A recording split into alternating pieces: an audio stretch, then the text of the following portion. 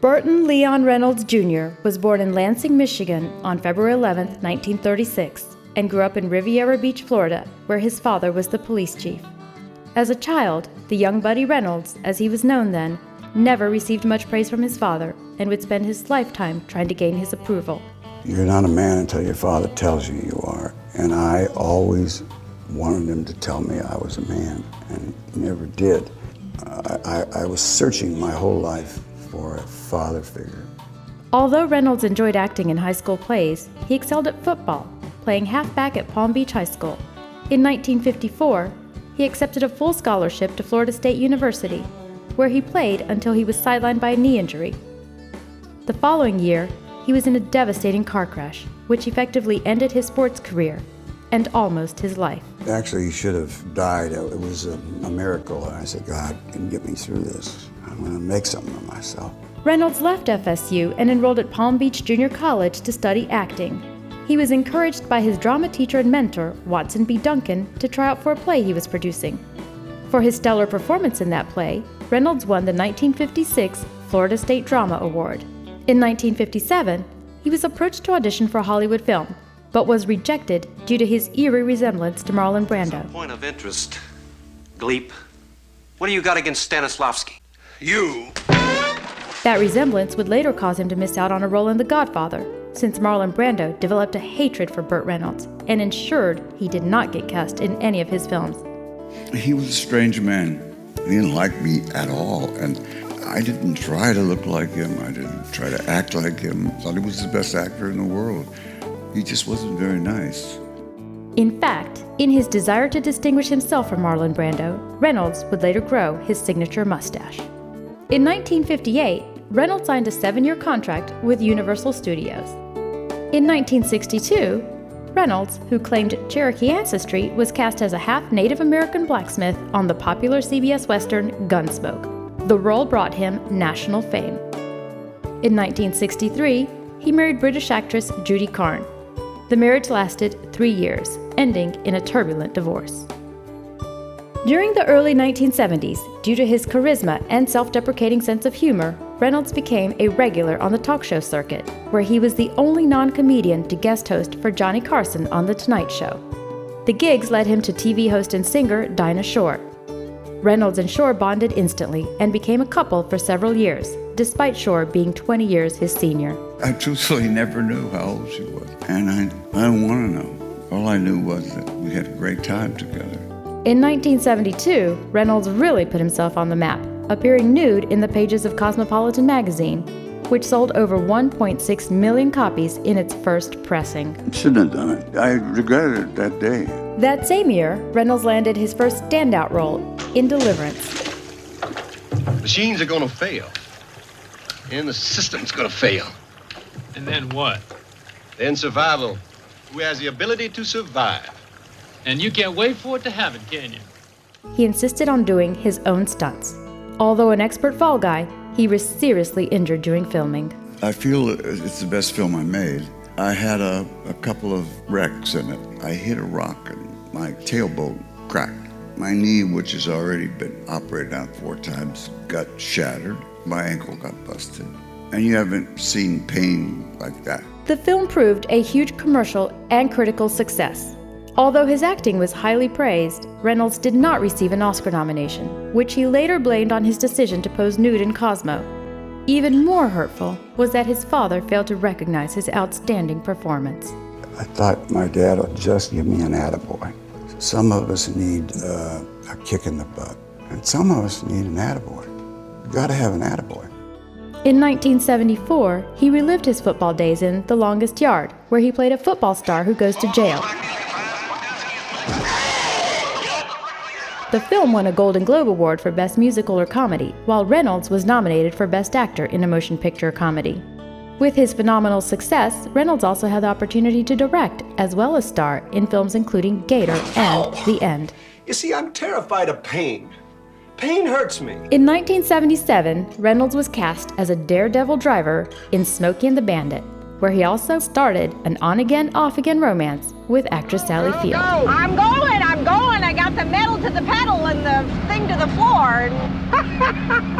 Although critics hated the film, Smokey and the Bandit was a box office hit, second only to Star Wars. Reynolds received 20% of the film's gross profits, which were estimated to be $80 million. Reynolds also hoped something would come of his relationship with Fields, with whom he fell deeply in love. He was devastated when the romance fell apart.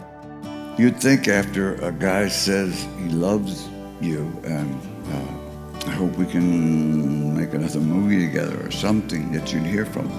In 1981, he starred in yet another car-driven smash comedy, The Cannonball Run. The following year, Reynolds starred in a musical with Dolly Parton. Well, I like beer and rodeos, detective books and dominoes. It wasn't his first time singing, as he had released a little-known album titled Ask Me What I Am in 1973. And yet, he was nervous to sing on film for the first time. I was petrified of singing. Dolly saved my life. When I sang with Dolly, she kept telling me how good I was. She lied. By 1983, due to a string of inconsistent roles, Reynolds' star had begun to fade.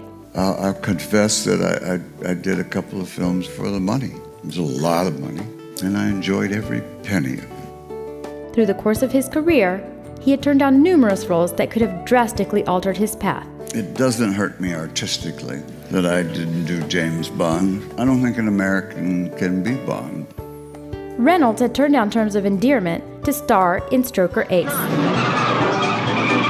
He and his co-star Lonnie Anderson wed in 1988. The marriage, like the film, was a huge flop.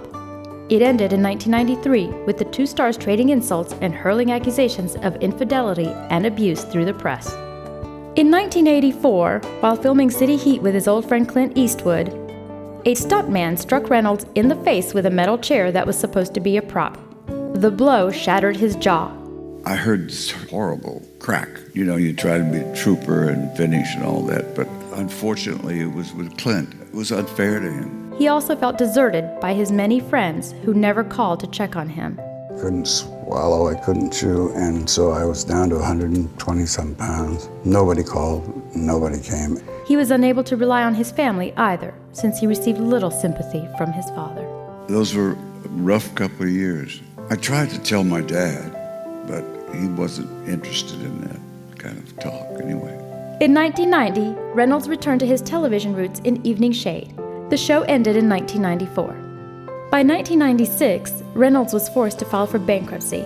According to the actor, the major source of his money woes stemmed from his divorce from Lonnie Anderson. In fact, Reynolds, who eschewed Hollywood, had moved to Florida, a state he loved and called home. And while there, he invested millions in ventures, charities, and real estate over the course of his life. I'm sorry to say this, but I don't like Hollywood. I really don't. You know, you see people, they don't stop to talk about anything other than them and their career. After almost 40 years in Hollywood, Reynolds had never garnered an Oscar nomination. In the 1990s, despite his financial struggles and his faded career, he continued to work in Hollywood. So it was inevitable that his comeback would give him that coveted Oscar nomination. My name is Jack. Eddie Adams. Jack Warner, filmmaker. Really? That comeback was embodied in the 1997 film Boogie Nights, where he played a director of pornographic movies. Though he hated the film and its director, he certainly appreciated his first and only Oscar nomination for Best Supporting Actor and his Golden Globe Award. You know, if you hang on to things long enough, they get back in style. Like me. In 2017, Reynolds starred in his last film, The Last Movie Star, which chronicled the life of an aging movie star who returns to the small town where he grew up. One by one, they seemed to just disappear on me. It won't be long before I disappear too. On September 6, 2018, Burt Reynolds died of a heart attack in Jupiter, Florida. He was cremated days later.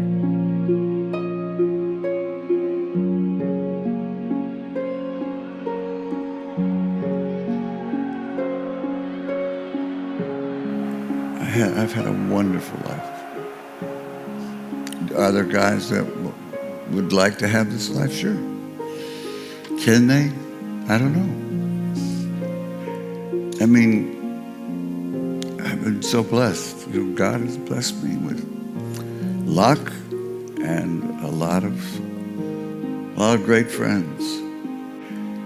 I don't know what the secret is, if there is a secret. And I'm the luckiest man on the face of the earth. Burt Reynolds' career spanned 5 decades, during which he gained the love and approval of the public and of Hollywood heavyweights. His greatest achievement, however, was felt when his dying father admitted that he was proud of his son. The remarkably open and candid actor had the ability to tell unflattering stories about himself, although his charisma and good looks always redeemed him. During an interview, Reynolds once stated, "I may not be the best actor in the world, but I'm the best Burt Reynolds in the world." Sadly for Hollywood and for modern audiences around the world, there will never be another Burt Reynolds.